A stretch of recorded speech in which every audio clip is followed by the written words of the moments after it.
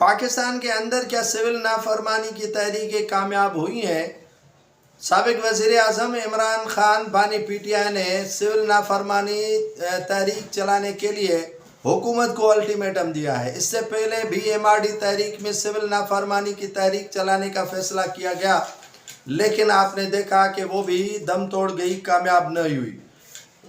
P T I کے جو بانی ہیں عمران خان، انہوں نے 13 تاریخ کو پشاور میں سول نافرمانی تحریک چلانے کے لیے دھرنے اور احتجاج کرنے کا اعلان کیا ہے۔ یقیناً یہ عمران خان کی اپنی سوچ ہے کہ وہ سول نافرمانی کی تحریک کو کامیاب بنا دیں گے۔ خیبر پختونخوا میں ان کی حکومت ہے۔